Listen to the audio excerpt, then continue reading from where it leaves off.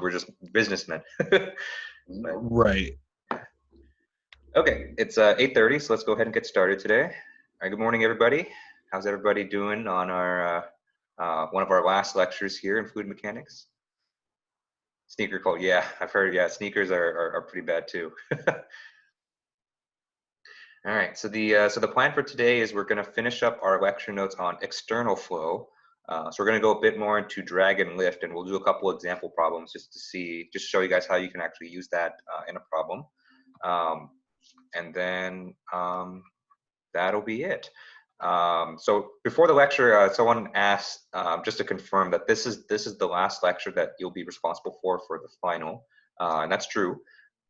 So after today, we're gonna cover a kind of a miscellaneous topic, not a miscellaneous topic, but a topic that's usually outside the scope of an introductory fluids class, and it's based on compressible flow. But I like doing that just for one day, just to kind of whet your guys' appetite for it, because I know a lot of you guys have interest in pursuing aerospace, and so some of you guys might be enrolled in aerodynamics next semester. If I think they probably should have posted it by now, but I know that they wanted to teach that. Then this will kind of give you a good introduction to that. And if not, I think it's just kind of interesting to learn in general, just because compressible flow, I think, is one of the more difficult parts of fluid mechanics out there. So learning a little bit of that, I think, will be really interesting. And then the plan for next Wednesday is just to review for the final. So before next Wednesday, I'll have the final exam written for sure. And then I'll post a list of topics and a study guide, basically, as I always have, and I'll let you guys vote on what you guys want to see on our review session. Okay. So the review session will actually take place in the class, so it won't be pre-recorded like the other ones. So you guys have a chance to ask questions and interact. Okay. And remember, we have a homework, one more homework 7. So I haven't gotten any questions on it yet, but I know probably you guys are really busy with other stuff. But that's going to be due next Wednesday at 11:59 p.m. So after today, you should be able to have all the information that you need to do all the problems on that homework assignment. So the first half of that homework assignment is going to be pipe flow. So that's the stuff we did right before Thanksgiving. And then the last problem on that, I think there's 2 parts to it, will be on drag and lift, basically. Okay. Okay. Are there any questions on that before we get started? Yes, so our final is going to be Monday of finals week, so it'll be probably one of the first ones that you guys take. Yeah, and it'll be a 24-hour exam, just like before. It'll be longer than the midterm exam, just because there's more to cover on the final, but the format will be exactly the same. So you'll take it within Canvas. You'll have a 24-hour window to kind of get it done, and then that'll be that. Mm-hmm. And it'll be same format, some free response, some problems to solve and work out and upload. Yeah. So it'll be my plan right now is to have 6 short answer questions and then 4 problem solving. So 2 more short answer questions and 1 more problem solving relative to a midterm. Yeah. Mm-hmm. It's showing the final on Wednesday. Oh, Wednesday. Yes. 16? Yes. Yeah. It's on Wednesday. Sorry about that. So the Wednesday will be the final will be Wednesday morning, 12:16. Yeah. Thanks for confirming that. Okay. Oh, yeah, one more announcement I want to make before we get started. I think maybe you guys got the email already from actually whoever does. I'm actually not sure who does it, but but SOQs I think should be available right now too. So definitely, I want you guys definitely fill out those SOQs, because those are really important pieces of feedback for me. And because all this semester I've been kind of assessing you and grading you on fluid mechanics, but now it's your chance to kind of assess me and grade me on how I've been teaching fluid mechanics. So, I definitely want, everyone to fill that out, and most of all, I just want you guys to be honest with me. Okay. Cause I'm still relatively new to this. This is only the second time I've taught fluid mechanics at least in a full-time capacity. So I know that there's still a lot that I can learn and a lot that I can improve. So, and the only way that I can improve what I'm doing is if you guys give me honest feedback on things like that. So please fill that out. Please be honest, because I want to improve this in classes as much as I can, because it's, I'm sure you guys know that, fluid mechanics is something that's kind of near and dear to my heart. So, I want to make sure that this is a class that I'm really proud to teach. So please fill that out. You can wait. I think it's going to be due next Friday.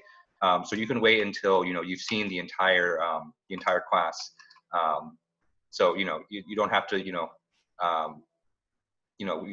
want to avoid kind of a Game of Thrones situation where like maybe you write the review before the end, and you think it's really good, and then it's kind of a train wreck at the end. So I would wait until next Wednesday just so you get the full picture of the class, and then make sure you fill that out and give me a a really good honest review. Okay. And so with that, let's go ahead and get started. Okay, so I guess the theme for this whole week is external flow. And so just to kind of remind you guys, external flow, generally the way that we describe it is when we have a relatively small solid object in a very large flow field. Okay. And so I think the stereotypical object that we're looking at is a sphere, mostly just because it's easy to draw, right? And then on the sphere we have a flow field that kind of goes just like that. Okay. And a lot of times we characterize this flow field to be a uniform flow and has a constant velocity of u infinity. Okay? And just for vocabulary's sake, we call this the free stream velocity.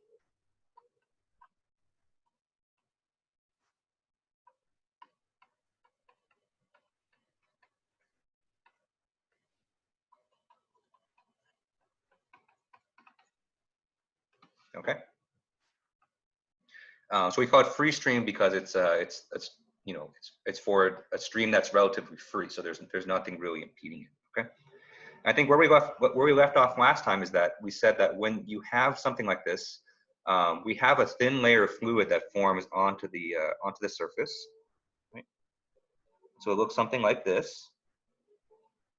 Right? Where this thin layer of fluid here was known as the boundary layer.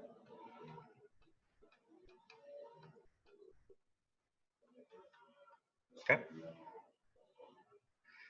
And so, remember the purpose of the boundary layer is to kind of act as a transition zone between the conditions at the surface where we have a no-slip boundary condition to the free stream velocity, because you can't really have big jumps in velocity, just because of reality, I guess. And so there has to be some kind of zone where the fluid transitions from an extreme with where there's no motion to another extreme where there's a lot of motion, and that's what the boundary layer is there for. Okay. And I think we also mentioned that eventually, because the boundary layer is kind of working against what we call like an adverse pressure gradient, in a lot of cases the boundary layer is actually going to separate from the object. Okay.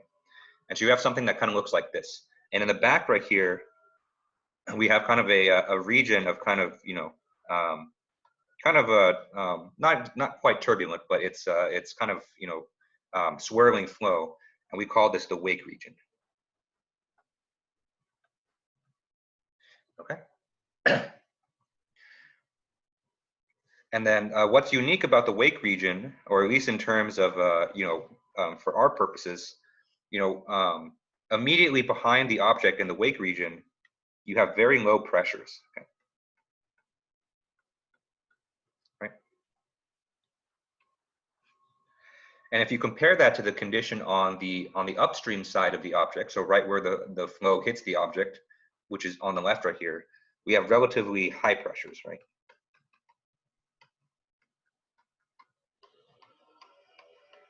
Right? Because we know that on this side of the object, what we have here is a stagnation point.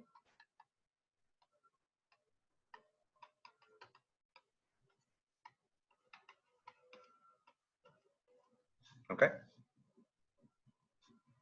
And we know that at stagnation points, the fluid velocity is going to be 0, and then we're going to have very high pressure right there. Okay. And so because we have this this difference in pressure, we have high pressure on the left and then low pressure on the right. What we have is a net force this way. Okay.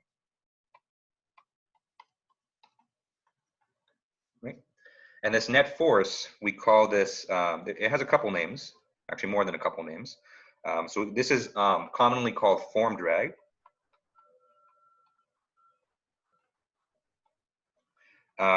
It's also given the name pressure drag. Okay. Okay.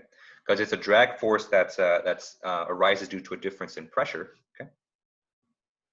But I think the most colloquial name for it is actually just air resistance.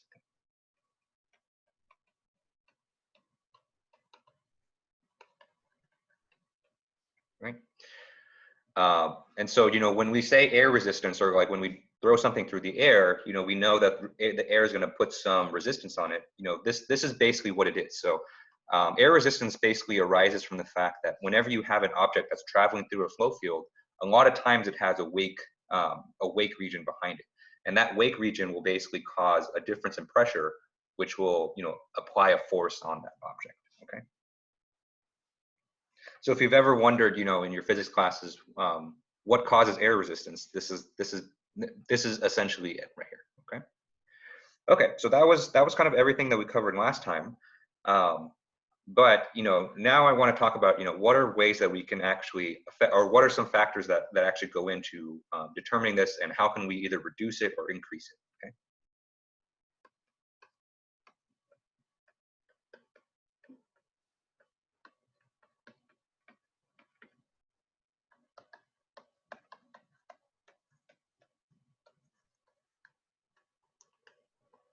Okay. Okay. Oh, question? Yeah, yeah. So that arrow to the right there is a net force. So that's basically saying because we have high pressure, you know, on the left and low pressure on the right, then there's going to be a net force in that direction. Okay. Okay. So there's lots of different factors that affect drag. I want to start with probably the one that at least we as engineers have the most control over, which is the geometry. Okay.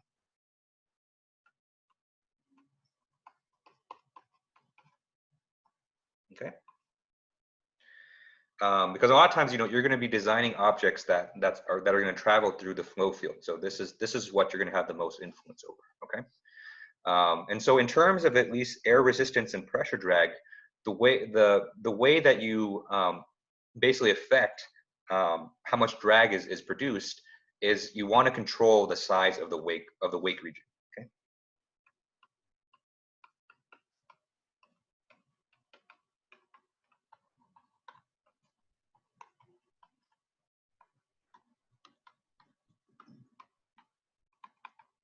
Okay. So depending on how you design your geometry, you can either make a really big wake region, or you can make it really small, or even almost eliminate it effectively in a lot of situations. Okay. And whether you want to do this or not really depends on your application. So, you know, there are some instances, of course, where you want to reduce the amount of drag as possible. So that would be something like airplanes or cars or things like that. Okay. So remember, I think last time we talked about sports cars like Lambos and Ferraris, you know, that want to reduce drag as much as possible. And so they're going to have a certain geometry that lowers the wake region as much as possible. But then there might be some situations where you want to increase the form drag. So, you know, say you have a parachute, right? And so for a parachute, you want as large a wake region as possible, because then that's what's going to save you from falling to your death. Okay. And so if you remember from last time too, we talked about kind of two categories of geometries, where we had a streamlined body and a blunt body. You know, and I'll kind of characterize kind of the drag characteristics of those on the next page. But before we do that, are there any questions on this page here?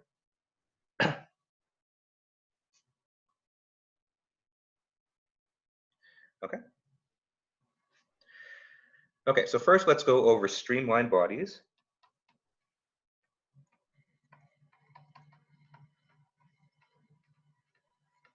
Okay.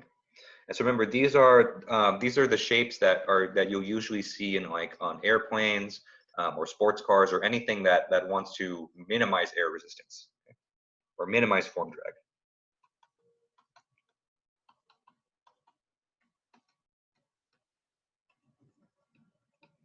Okay. And the way it does this is that it makes the wake region as small as possible. Okay.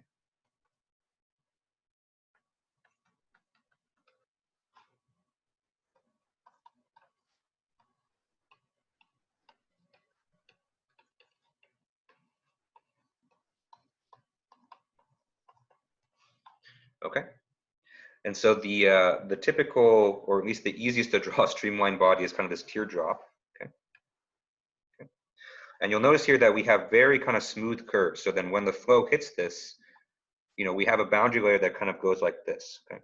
And because the curvature here isn't too extreme, you know, what tends to happen here is that the boundary layer kind of stays attached all the way up until the very end of the geometry. Okay. And then what you have over here in the back is a small wake region. Okay. And so kind of the most defining geometry of this is the fact that in this region right here, you know, we don't have any sharp turns or large curvatures. Okay.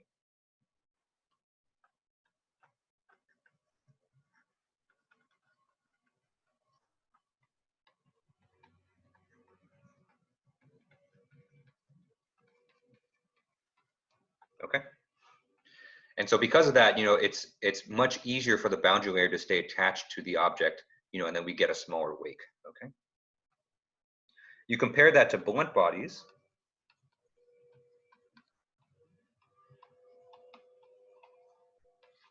Okay.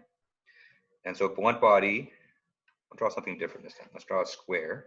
Okay. So a square is kind of the most extreme version because we have kind of very sharp corners on the backside here. And so when the flow hits this, you know, it sees this kind of very sharp turn here on the backside. And in reality, you know, the boundary layer can't really make that sharp turn. So instead of making that sharp turn, you know, it just ends up separating over here. Okay. And so that sharp turn, basically what's going to happen there is that there's going to be a very large adverse pressure gradient there. And because the flow can't overcome it, then it just kind of separates.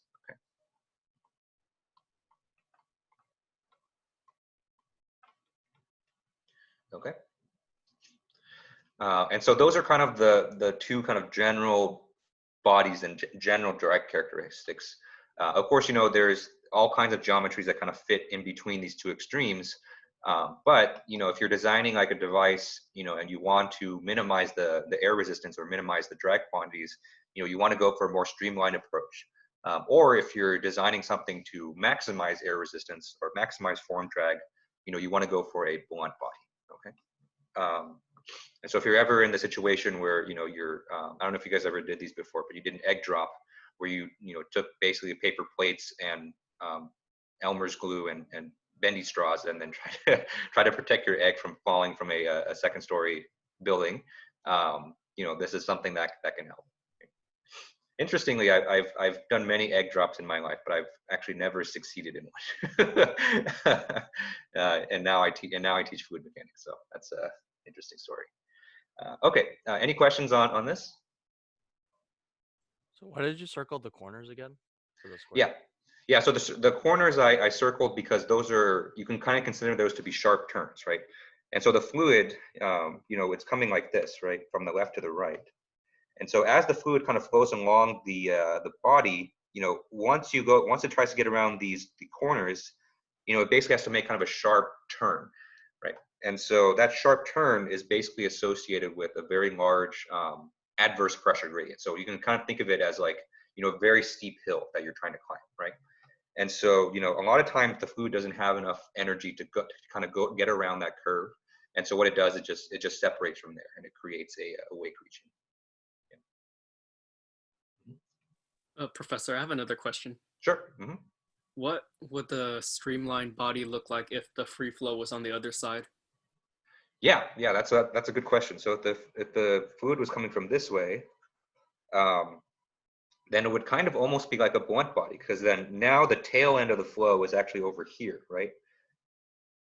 And so because of that, you know, because we have kind of a, it's not of course it's not as sharp as the square, but we do have a fairly sharp turn right here, right? And so it's going to be hard for the fluid to kind of make that turn. So what's going to happen is that the fluid's going to come in, and I'm guessing it would probably make a fairly large wake region, kind of like that. Yeah. Thanks. Yep. Mm-hmm. Yeah, so that's a good point. So, you know, these designs aren't symmetrical. So, you know, you want to put kind of the you know, you want to put it in the same direction, in the correct direction of the flow, because it's not going to really work the other way. Yeah. So this could be comparable to like a wind tunnel test where they kind of release smoke or something like that to kind of visualize how that flow can potentially separate or not separate on the backside of the object that they're testing? Absolutely, yeah. So the wind tunnel test with the smoke or whatever they use to visualize is exactly what they're trying to find with these kind of things. So, you know, when they use those wind tunnels and you can see the flow patterns, they want to see, you know, at what point does the fluid separate from the object, or if it does at all. Yeah. Mm-hmm. Yeah, great questions, guys. So, Professor, just to repeat what you said. So, if the streamlined body was facing the other way, then because of the fatter end of it, it's going to create a bigger wave, or Yes. bigger wake. Sorry. Yes. Yeah. Yeah. So the curvature of the object is kind of one of the biggest determining factors of, you know, how big of a wake region that you get and how much you know, pressure drag or form drag that you get. So you want kind of the tail end of your object to be kind of have really gentle curves. That's why, you know, streamlined objects tend to be kind of very long, because, you know, that you want to avoid kind of sharp dips like that. And so on this side, you know, if the flow is going the opposite way, because we have kind of a sharper turn right here, then I would expect that the boundary layer would separate. Okay. Yeah. So, Professor, I know that we have it lends itself to believe that, you know, having a smaller wake would be, you know, better, quote unquote. But are there situations where we would prefer blunt bodies that would actually separate that wake to break up the flow? Yeah, actually, we're going to get to that actually in the next section. So excellent. Yeah, great segue.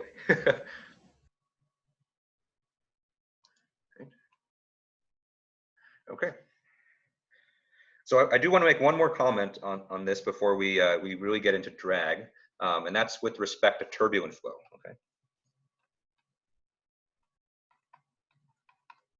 Right.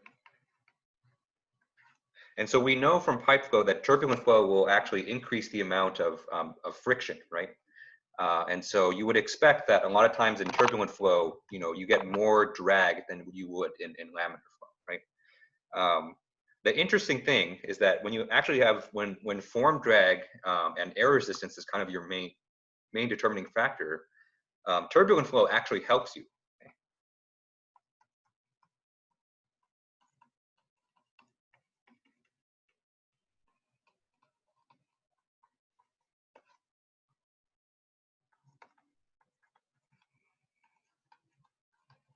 Okay.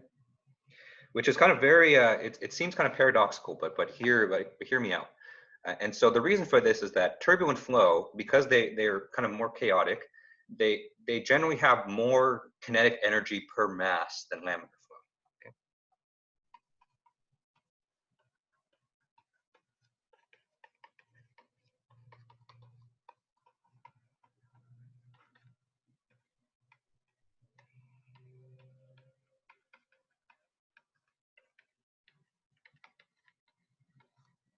Okay. And remember, you know, what we said was that the reason that boundary layers separate from objects, you know, yes, because it's the curvature, but, you know, the reason because of that is, you know, when you have kind of a sharp curvature like that, you have a very sharp pressure gradient, right? And then we said that the boundary layer separates when, you know, the fluid doesn't have enough energy to overcome that pressure gradient, right? And so because turbulent flow just kind of naturally has more kinetic energy per mass than laminar flow, that it can actually overcome these adverse pressure gradients for a little bit longer. Okay.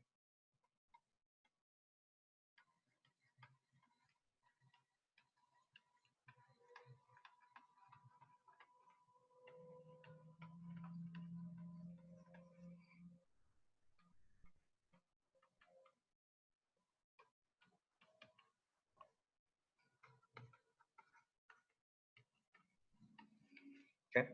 And so we kind of draw two objects here, and we draw their boundary layers. For a laminar boundary layer, you know, we kind of have separation probably occurs pretty close to the tops and bottoms, right? But for a turbulent boundary layer, you know, the boundary layer tends to stay attached a little bit longer, so it kind of goes along the backside, and you have kind of a smaller wake.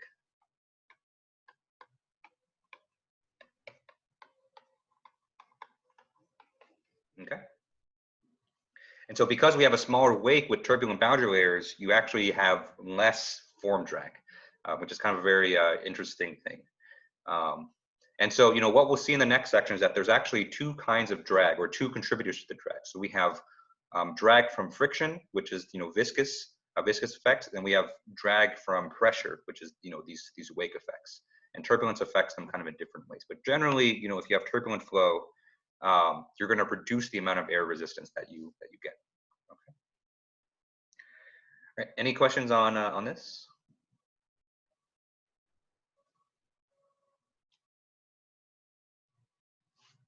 Okay. Okay. So let's really get into drag and do an example problem for it. Okay. Okay. And so just like I mentioned on the previous 10 seconds ago, we actually have two different contributors to drag force. Okay.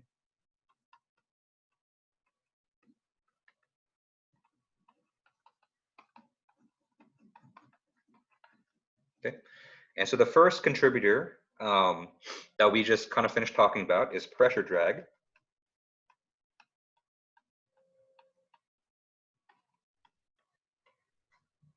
Okay. And so pressure drag is caused by different a difference in pressure upstream and downstream. Okay.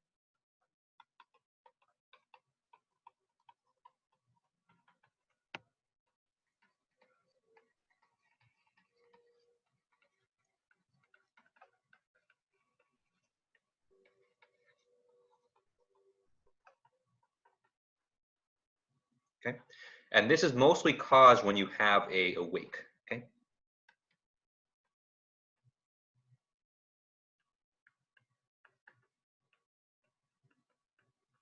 Okay. And so basically the formation of a wake will cause a difference in pressure between the upstream and downstream, and you have a net pressure drag in that direction. Okay.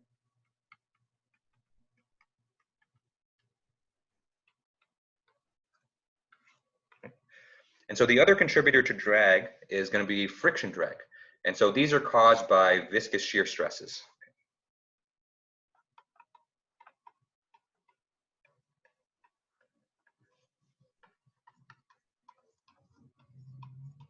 Okay. And so intuitively, you can kind of think of it as, the fluid is actually like just literally rubbing against the surface. And, anytime you rub, two things together, there's going to be some kind of friction associated with that. So, the net effect is that we have a force in the flow direction, but there's kind of two different mechanisms, I guess, another way that you can call it. Right. And so, kind of like what we mentioned last time, it's because the flow fields around these objects are very complicated. The way that we actually compute drag and the way we actually work with it is through the use of a drag coefficient.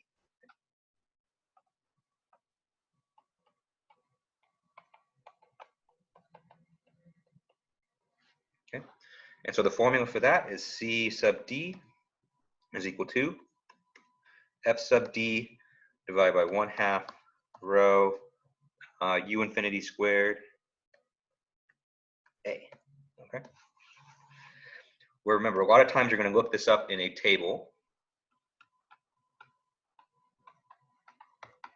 Okay. And I'll give you some examples of where you can look this up in the textbook, because the textbook actually has a lot of these information for you. Okay. And then this right here, this area, is some kind of I would say characteristic area.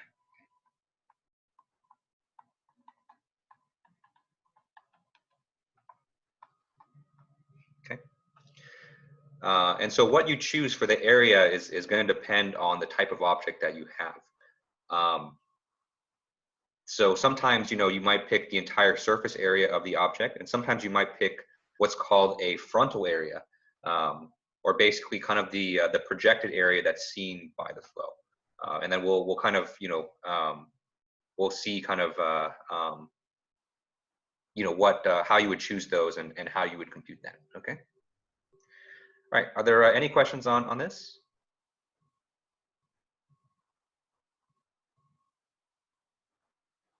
Question.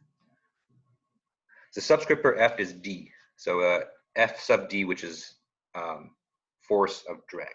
Yes.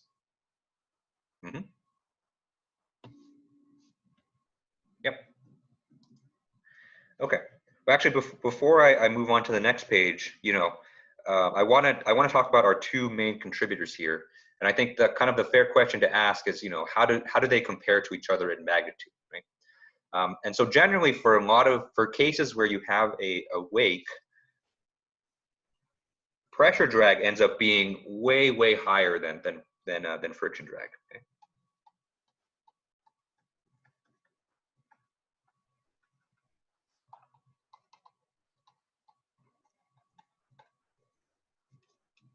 Okay.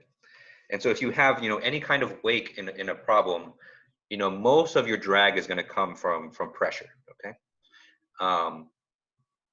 And so I say that kind of generally, because sometimes if you have an object that's very streamlined and its geometry is very optimized, actually the friction drag might be higher in those cases because the pressure drag is really low. But generally for most objects, you chuck an object through the air, like you're going to get much more drag from pressure drag or air resistance more than you are from friction drag. So a lot of times, if you want to optimize the drag coefficients or the drag quantities, you're not going to worry about friction drag all too much. And most of the time, you're going to be optimizing the pressure drag and making sure that boundary layer stays attached as long as possible. Okay. Okay. And so let me give you a list of some tables where you can actually find this drag coefficient in the textbook.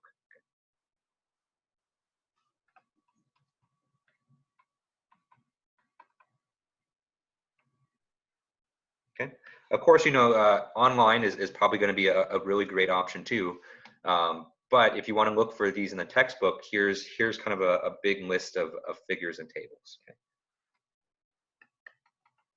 And of course, these might be out of date because these are from the textbook that I have, and it might be different. But you can look at basically a lot of the tables and figures in chapter 9. Okay, so we have figure 9.19, table 9.4, figure 9.21, figure 9.22, 9.28, 9.29, 9.30. Okay, so it's just a just a small list of tables. You can check those out in the textbook, and you can see how they actually quantify these things. So usually the way it goes is that on one side of the table you'll have like a certain kind of geometry, and on the right side you'll have CD, right? And so your drag coefficients will be characterized for certain kinds of geometries. You might have geometries of like a circle, or maybe some like a square, maybe a triangle, right? And so these are just examples, but in the textbook they actually have more better shapes in this, and then the drag coefficients will be given on this side like that. Okay, and so the way that you actually use this is if you're going to probably look in these tables, you'll find the shape that most closely resembles your object. So it's never going to be exact, and then you can use that drag coefficient to kind of help you determine how much drag there's going to be. Okay. Okay. All right. And so it's actually very interesting what you'll find in the tables that the geometry has a huge impact on the amount of drag. Okay. And so you might have a situation that looks like this. So you might have a small sphere, and let's say the diameter of the sphere is d. Okay. And we compare that to a very large streamlined object, okay, where this length right here might be 10d, right? And so not drawn to scale, obviously, but you have kind of a small blunt object and a large streamlined object, okay? Even though the one on the right is actually 10 times bigger, the fact that this guy is streamlined and you can minimize the wake, relative to this guy, these guys right here, even though their size is way different, I wouldn't be surprised if they actually have the same amount of drag associated with them. Okay. even though their sizes are completely different. So you can see, you know, the geometry that you choose and basically manipulating that boundary layer and trying to make it stay attached for as long as possible can have huge impacts on the drag coefficients, okay? And so, you know, that's you know, something that's really, really, you know, important to know, okay? Okay, any questions on this?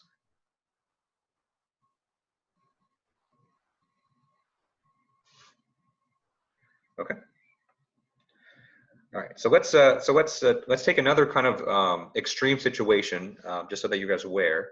And so let's take a situation where the Reynolds number is really, really small. Okay.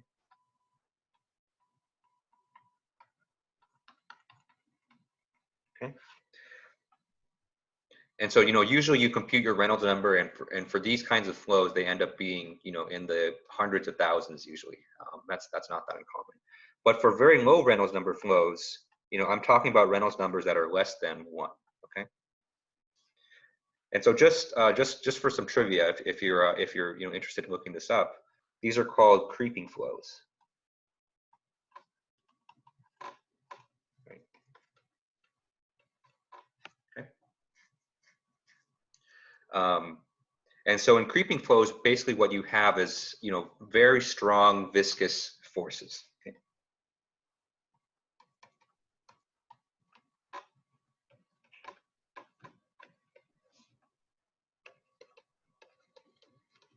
Okay. And so in these situations where the Reynolds number is really small, you have you know, very, very little boundary layer separation. So the boundary layer typically, you know, no matter what kind of object that you have, the boundary layer actually stays attached to most objects. Okay.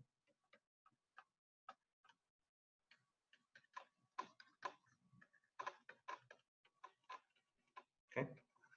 And so if the boundary layer almost always stays attached, then the wake region is going to be, you know, very small or non-existent. Okay.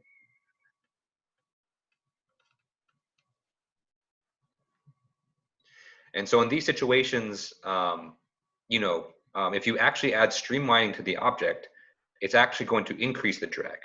Okay.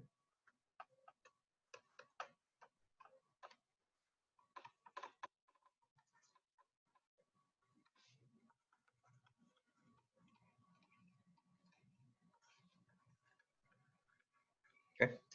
And the reason for that is because generally, as you make an object more streamlined, its surface area generally goes up. And so if you increase the amount of surface area, then you kind of increase the amount that friction can take an effect on your geometry. And so if you increase the amount of friction, then you know, then your drag is going to go up. Okay.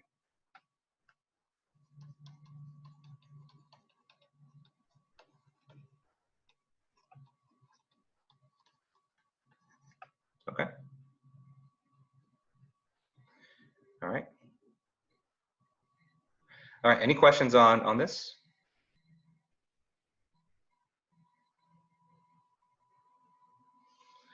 Okay, so let's do an example, just to kind of show you, because we've been talking a lot of concepts, so let's actually do a calculation. Okay, so let's actually consider some hail. Okay, and so let's consider a spherical piece of hail that's 1.5 inches in diameter. Okay. Oh, question from the chat: what is reflow? So this re right here, this is Reynolds number, and so when I say low RE flow, that means flows that have a low Reynolds number. So Reynolds number is less than 1. Yeah. Mm-hmm.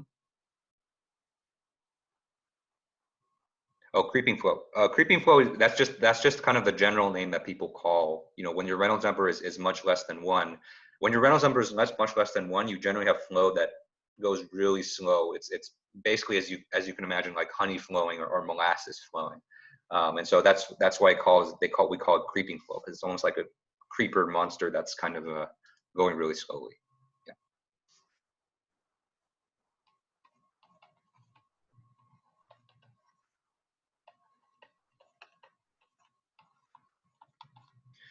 Right. Okay. And so, you know, let's draw our piece of hail.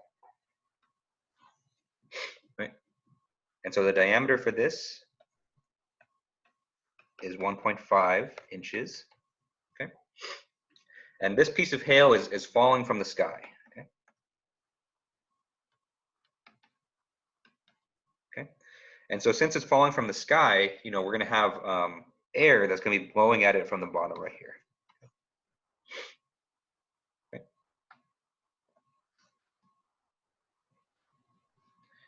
Okay. And so what we want to solve for in this case is we want to solve for its terminal velocity. Okay.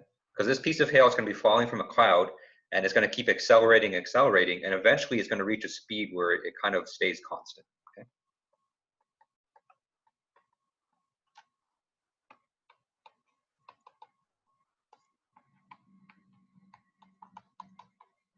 Okay.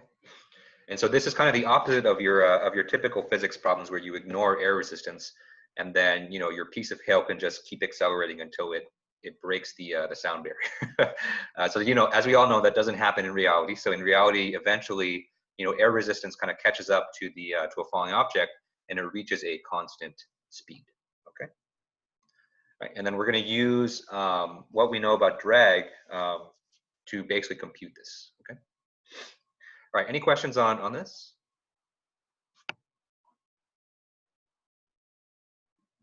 Okay. Okay. And so as this hail falls, we're going to have two forces that are going to act on it.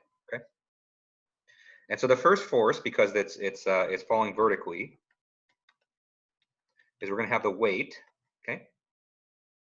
And so that's the force going to be pulling it down to Earth. And then opposing that is we're going to have a drag force, right? So as the hail accelerates, the drag force is going to increase on it because its velocity is increasing, and then eventually we'll reach a point where the weight and the drag force kind of equal each other. Okay? And so basically terminal velocities reach when these two are equal.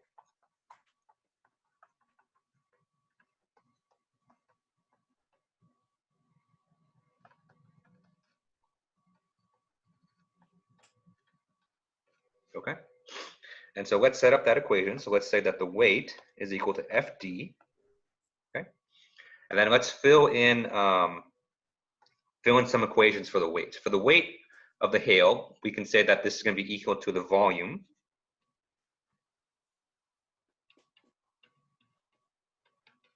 multiplied by the specific weight, okay, of ice. Okay. And so the volume we can compute because we know it's a sphere and we know its diameter.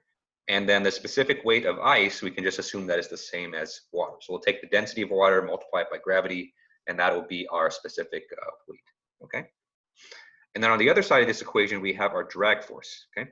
And so our drag force, we're going to use our equation with the drag coefficient. So this is going to be equal to 1/2 times the density. Right. And here we have to be careful because we have two different objects here. But remember, the density for the drag force is going to be the density of the surrounding fluid. Okay. And so in this case, the surrounding fluid around this piece of hail is going to be air. Okay. And it's going to be multiplied by U infinity squared times the area times the drag coefficient. Okay. Okay. And so now that we've set up this equation, we can go ahead and solve it for velocity. Okay. So this is eventually what we want right here. Okay.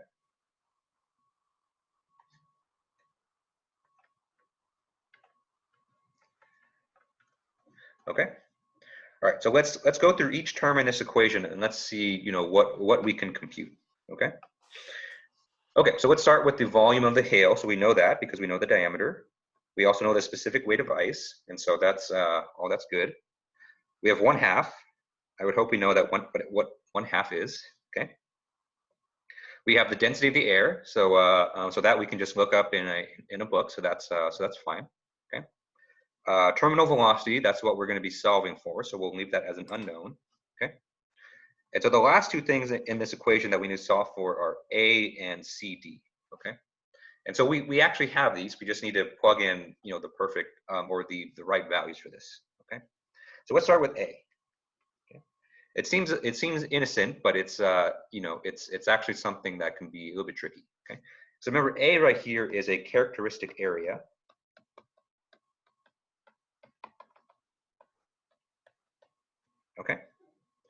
And so we actually have two choices here. We can actually choose the surface area,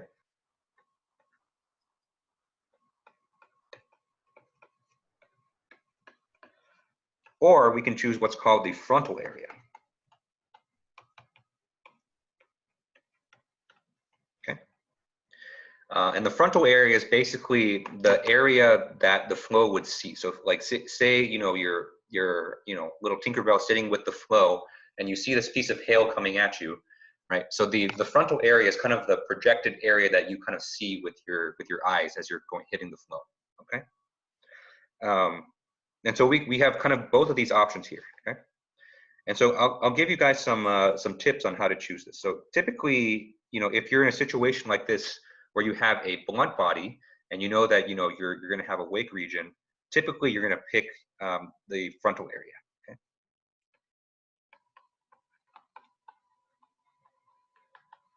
Okay.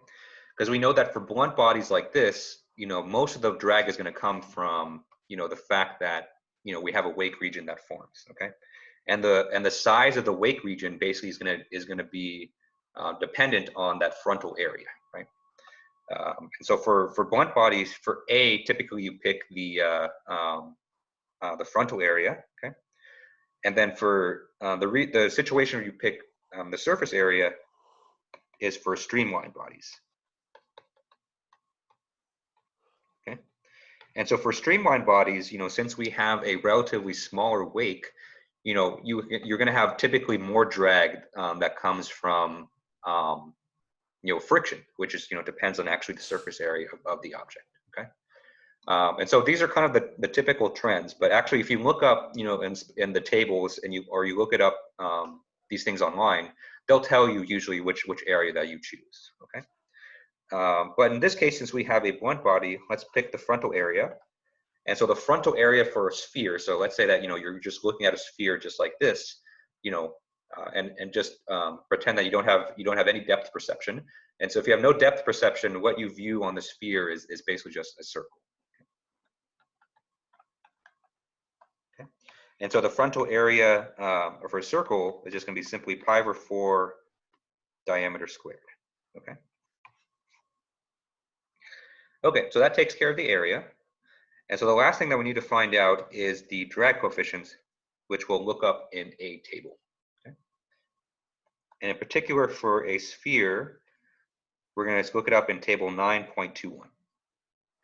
Okay. Okay. Any questions on this so far?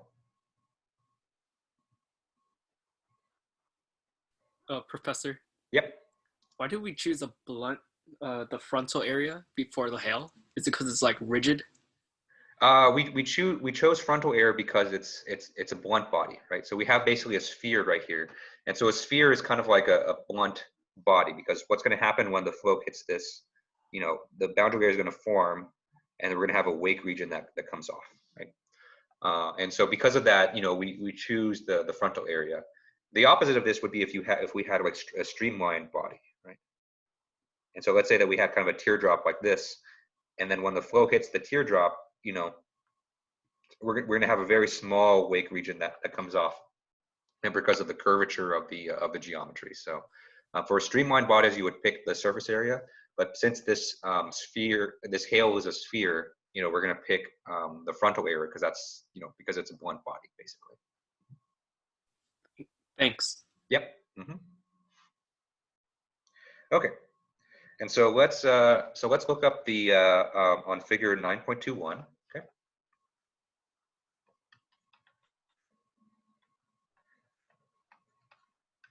Okay. And so if you look up 9.21, what you'll see is that so this figure is basically for drag coefficients on a sphere.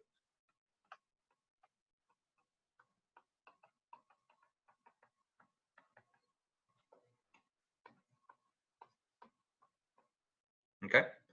And so the problem with this is that the drag coefficient will depend, the drag coefficients that you get depend on the Reynolds number.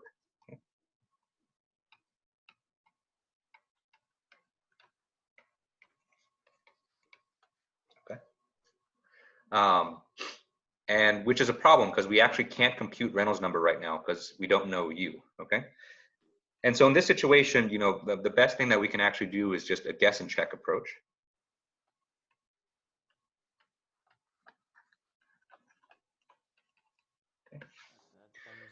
And so what we're going to do is we're going to guess a value for CD, then use that to solve for U, and then verify that in figure 9.21. So it's very similar to our approach with the Moody chart, basically, okay? All right, so let's guess. And so let's guess a drag coefficient of 0.5. Okay. And so if we plug that into our equation and then we solve for U, what we get is U infinity is equal to 91.2 feet per second. Okay. Right. And then now let's check. Okay. And so with this U, we can now compute the Reynolds number. Okay. So the Reynolds number here is going to be U times U infinity times the diameter times rho divided by viscosity. Okay. And we get 7.26 times 10 to the 4th. Okay. And if we check this in figure 9.21, right, what we get is that for this Reynolds number,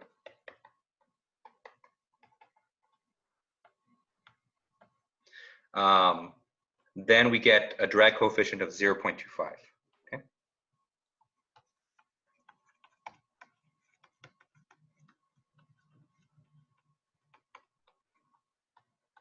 Or 0.5. Okay. And so in this case, we're right on the money, and so we can basically say that our guess was correct. Okay. And so with that, we can say our final answer, which is our terminal velocity, is going to be 91.2 feet per second. Okay. And so basically, if you have a spherical object that's 1.5 inches in diameter, and you throw it from an airplane, then it'll eventually reach a speed of 91.2 feet per second. Okay. All right. Any questions on this example here? Question? Yeah. So the question in the chat is how do we make good guesses? Yeah, it's a good question. Usually, you know, you can a lot of times you'll be able to look at the chart and you can see kind of the range of drag coefficients that are available. And usually, if you pick kind of something in the middle of that range, then that's usually kind of a good starting guess because then you can see whether you should go higher or lower. Yeah. But start by looking at the chart and seeing kind of what the general range of the coefficient that you're looking at, and then pick something that's relatively in the middle. That's usually my my strategy.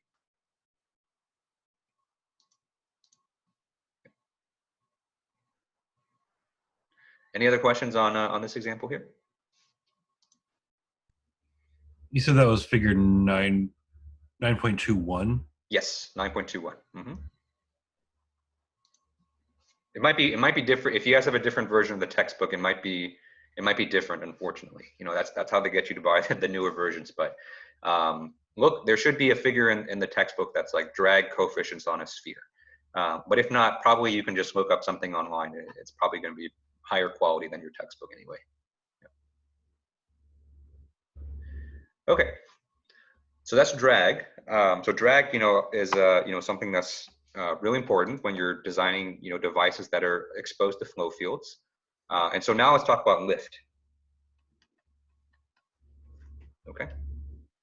And so remember, lift is another force that an object experiences, but the direction of this force is perpendicular to the flow direction.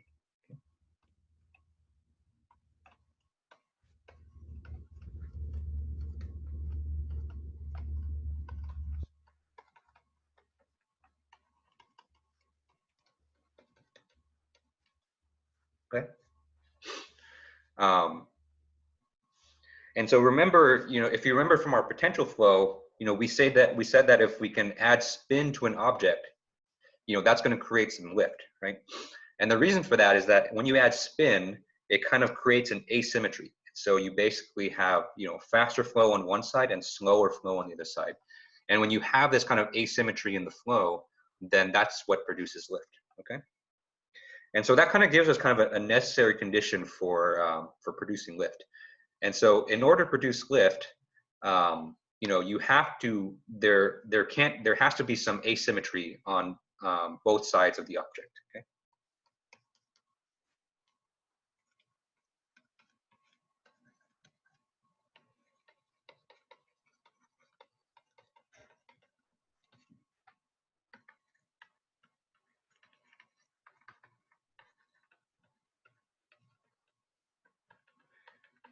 Okay. And so, you know, if we just to kind of give you an example, you know, if we kind of draw a teardrop that looks like this,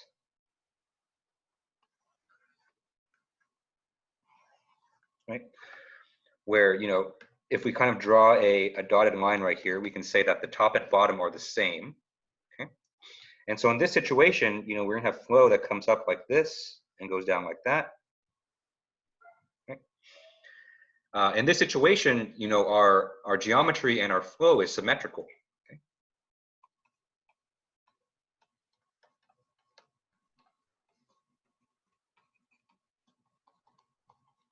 Okay. And when our flow is symmetrical, then we're not going to have any lift. Okay. And so if you actually look at kind of the cross section for an airfoil, you'll see it kind of has an asymmetrical design. So I'm going to kind of try my best here.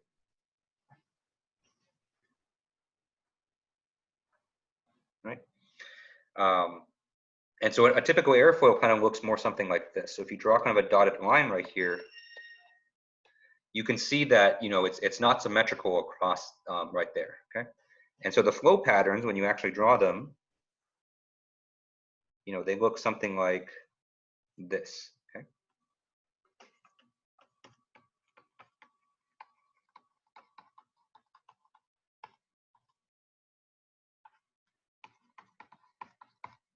Okay. And so there needs to be some kind of asymmetry. So most of the time, you're gonna produce this by making your geometry asymmetrical. But you know, you can also do some things where you just simply add spin to the object, you know, and that causes the flow fields to look different on the top and the bottom too. Okay. But the important thing is, in order to produce lift, you know, there has to be a difference in velocity on the top and the bottom, because that's what's going to produce differences in pressure, you know, which is ultimately going to cause you some lift. Okay. Right. Any questions on this?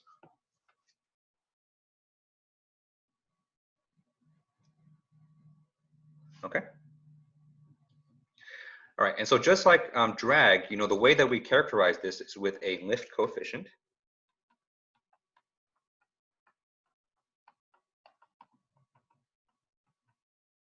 Okay, and so that has the symbol C sub L, okay? And the formula is exactly the same.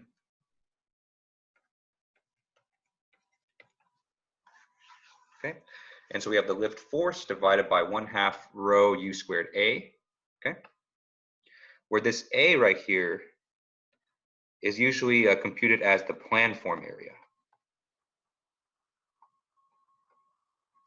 Okay. And so the planform area is computed simply, you basically assume that your object is a rectangle, and then you compute the product of the length and the depth. Okay.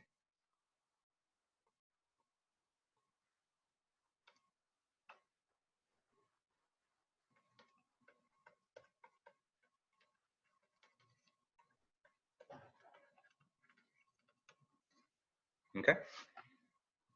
And so I'll kind of show you that on you know, once we do an example. Okay. Okay. And so one thing I want to note here is the dependence on velocity here. So, you know, it's the same for drag force too, but I think it's worth mentioning more for lift. Okay.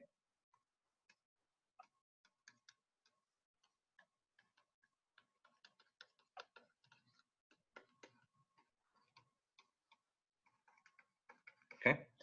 Because generally, you know, as you speed up the flow or as you increase the velocity, then you're going to increase the lift force. Okay.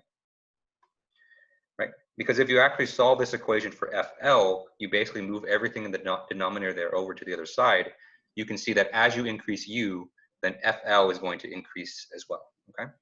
And so this you know, I think intuitively kind of, you know, if you've ever ridden an airplane, then you kind of understand this. When, you know, the plane is taking off, you know, the plane is going to become, is going to continuously be accelerating because it's trying to increase the velocity on the airplane, okay? And because by increasing the velocity, you know, you can increase the amount of lift that's generated, okay? And so in order to get, you know, good lift, or if you want to get more in lift, you can increase the velocity, okay? So this velocity is no longer the freeform velocity? It's still the free stream velocity. Free stream. Yeah, it's still, let me draw an infinity right there. Okay. Yeah. Okay. And before we jump into an example, I do want to talk about stall, because that's something that's really important for lift. Okay. Okay. And so since we know that in order to generate lift, we need to have some asymmetry in our geometry, you know, you can actually control that. Right? Even after you've manufactured your flight device, you can control the amount of asymmetry by increasing what's called your angle of attack.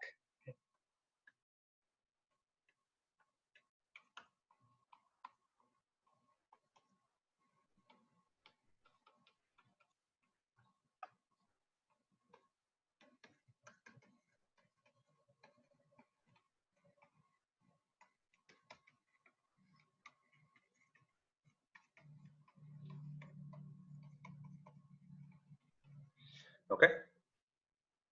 And so let's say that you have kind of an object that looks like this, right? Relatively symmetric. If you just simply angle this like this, right? Where, you know, now we've angled this to some degree, we'll call that alpha, okay? And now you have the flow field that's coming at you like this, right? Now, you know, you have kind of an asymmetry here, right? And so by increasing the angle of attack right here, you can actually, you know, create more and more lift, okay? And so, because basically what that does, it makes your object kind of asymmetrical, which means that you're gonna have different flow patterns over the top and the bottom of your object, okay? All right. All right, any questions on this?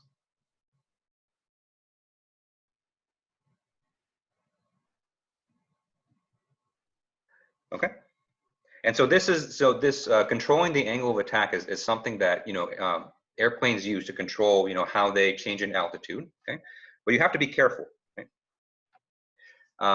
Because when you increase the angle of attack, you basically turn your object into more of a blunt body. Okay.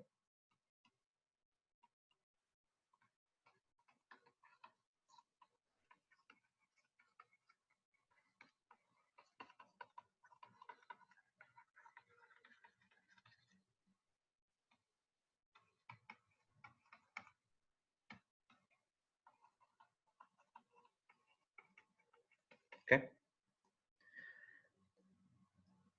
And so eventually what can happen is if you make your angle of attack too high, then the boundary layer can separate at a very dangerous location. Okay.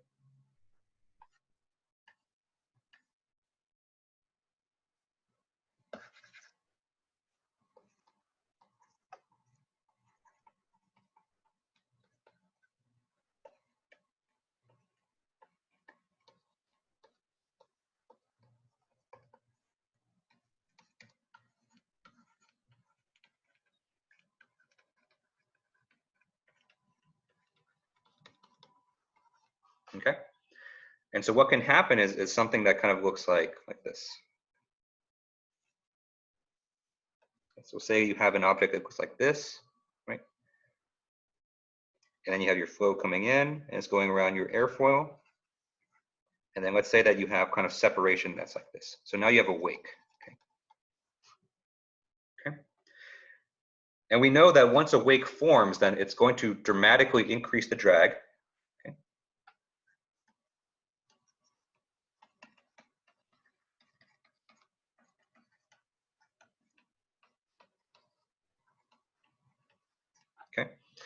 And so it's going to dramatically increase drag, which is going to decrease your speed, okay?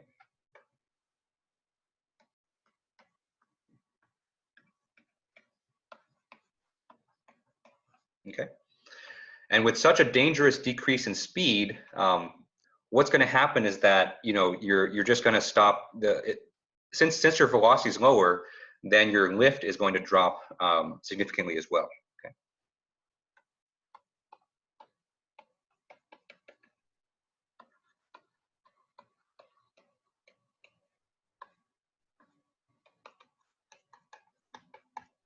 Okay.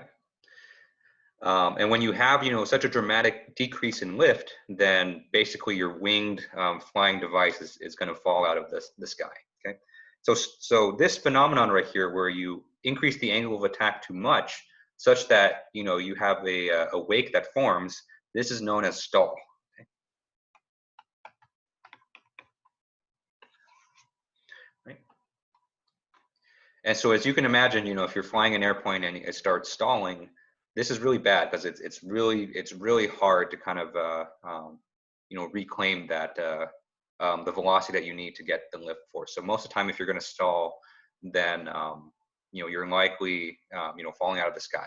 And if you have a very skilled pilot, you can probably get out of it, but it's not a situation that you want to be on. That's for sure. Okay. Okay. And I'll make one more comment here with regards to angle of attack. That, you know, a lot of airplanes nowadays, they have another way that they can increase their lift, which is through the use of flaps. Okay. And so if you've ever kind of sat on like a wing seat on an airplane, you'll probably notice that the airplane wings have these flaps that kind of go up and down like this, right? And so the purpose of the flaps is to basically, it has the same purpose of modifying your angle of attack, where you're changing kind of the flow patterns that go above and below the airplane, so that you can change its lift. Okay. Okay. Any more questions on this before we do one more example based on lift?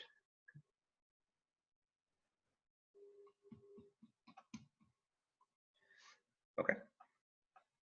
All right. So let's do an example. Okay. Okay. And so for this example, let's say that we have a human-powered aircraft.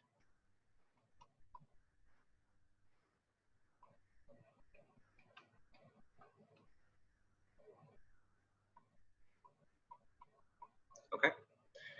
And so schematically, it kind of just looks like a glider, right? And there's a basket, and then there's a person underneath, and there's like a pedal, right? And so, you know, there's probably a propeller somewhere on the back here. And so he's basically kind of pedaling to make this airplane go. So it's kind of something out of a movie, but, you know, people actually invented these. So this was back in 1977. Right? Okay. So you kind of almost think of it like an air bicycle. Okay.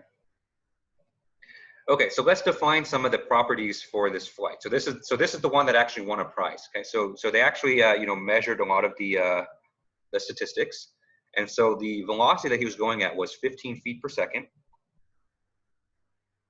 Okay. The wing length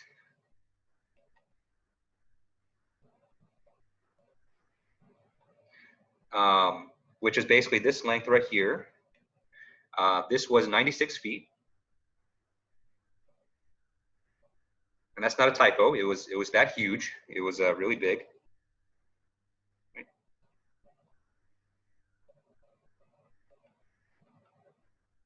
Right. The other length that's going to be important is the chord length, and that's going to be 7.5 feet. Okay. And so the chord length is the length between the or the length of between the leading edge and the trailing edge.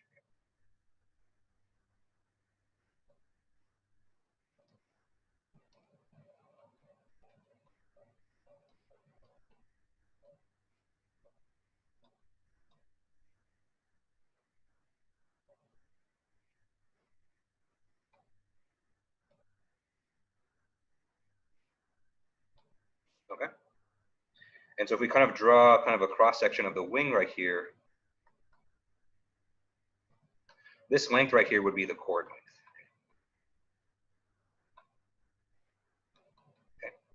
And so we're basically going to take both of these lengths right here and use it to compute the planform area. So it's just going to be the product of those guys.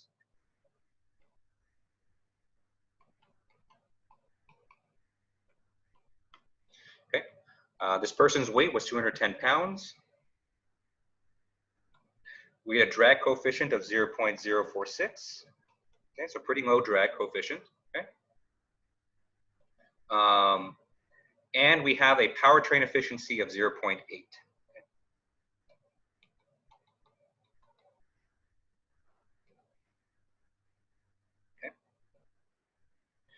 And so in this problem, we want to solve for two things. So first, we're going to solve for the lift coefficient.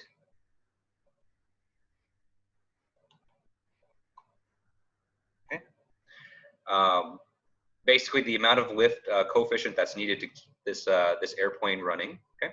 And we're also going to compute the amount of power that's needed to overcome drag. Okay.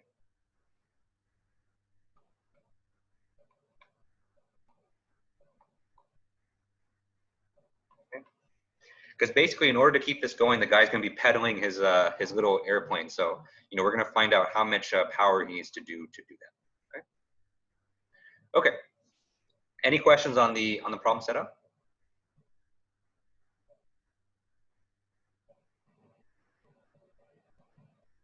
Okay. All right. So it's a lot of information, but this problem's actually pretty simple. Okay. And so let's solve for the lift coefficient first. So since this guy is going to be, flying in the air, we know that the lift force has to offset the weight.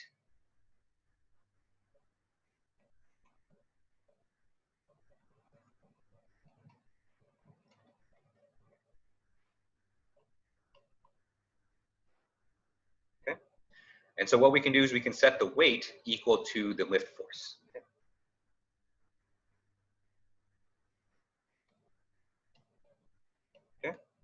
And we know from the problem that the weight is 210 pounds. Okay?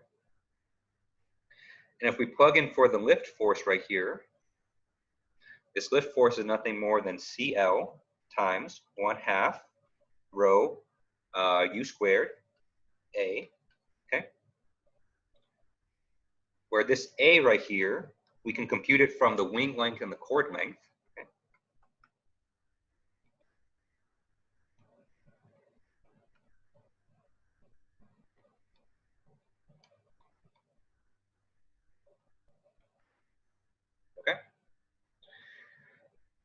And so we have everything in this equation except for CL, and then we can basically just solve for it. And so we solve for CL, and what we get is 1.09. Okay.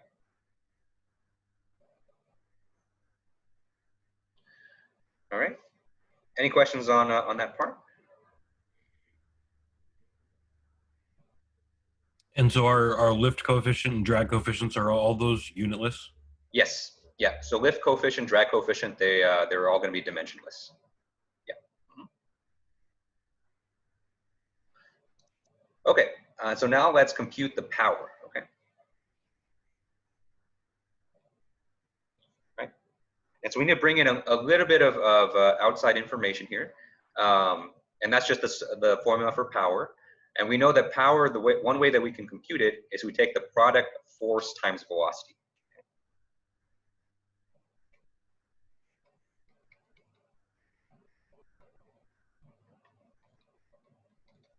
Okay.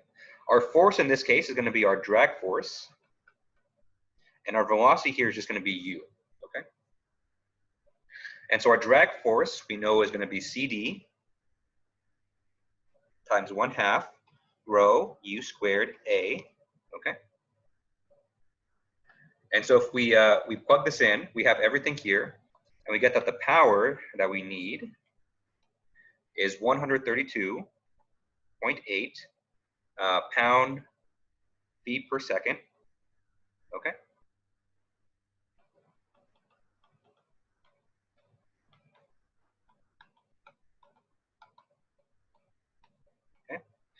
And so since we have a powertrain efficiency, we can divide by this in order to get the total power. Because we know that, because we have a powertrain efficiency of 0.8, only 80% of that power will be going into actual useful work. Okay, and so the total power will be 132.8 divided by 0.8. Okay, and we get a final power of 166 pound-feet per second.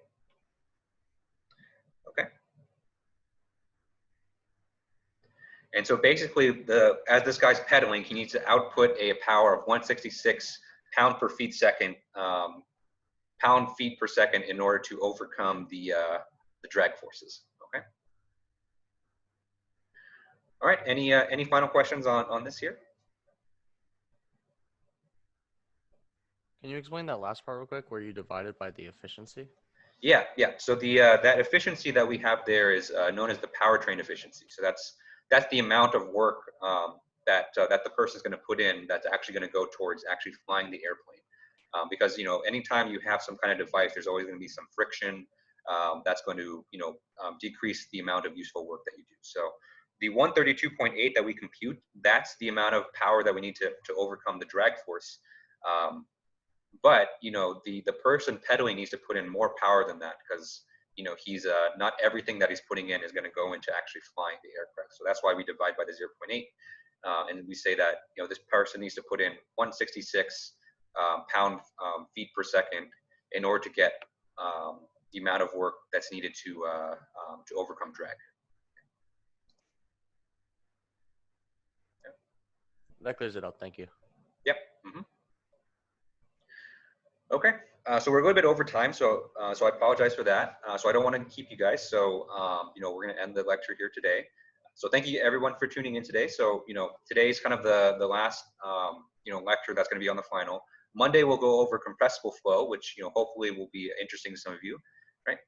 And so with that, I'll sign off for today. Thank you guys for tuning in. Have a good weekend, and I'll see you guys next week. Thank you, Professor. Yeah, thanks. Thanks, Dr. Trim. Thank you guys.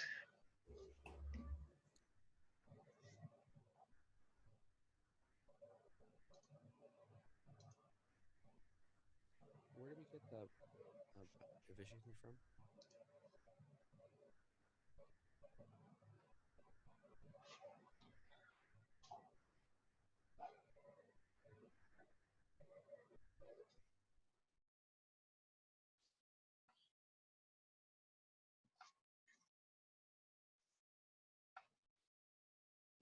Hello, Professor. Can you hear me? Yep. Where do we get the efficiency number from? That was it was given to you in the problem. Oh, So I see. Yeah. Most of Can the you time it explain would. Oh, go ahead. All right. Can you explain that one more time, and then you can continue saying. Oh yeah. So the efficiency basically, because this is a human-powered aircraft, I didn't draw it here, but basically he's kind of like pedaling a bike in the air. And so, the power that we computed here, this 166, that's the amount of power that he needs to put out by pedaling in order to keep this aircraft afloat. But since the device here doesn't have perfect efficiency, not every ounce of power that he's going to put in is actually going to go towards flying the aircraft. So it's kind of the same thing as when you're riding your bike, right? So you're kind of pedaling your bike, but not every ounce of energy that you're putting in is actually going towards accelerating the bike, because some of that is going to be dissipated due to friction and heat and other kind of inefficiencies of the bike design. So that's kind of why we divide by that 0.8, to kind of tell us how much energy does the person actually need to output in order to actually run the device. Got it. Thank you. Yep. And then can you so I saw you drew chord length. So then what does wing length look like? Because I thought that was wing length. Yeah, so the wing length, that's going to be kind of the length into the page. So if you kind of look at this this figure right here in the middle, that's kind of the cross section. So the wing length is kind of the direction kind of this way. Okay. Yeah. Got it. I see. Okay, that makes sense. Let's see. Did I have something else? I think that was it. Okay. Yeah. If you have any more questions, you can email me or anything like that. Yeah. All right. Thank you very much. Goodbye. Yep. Bye.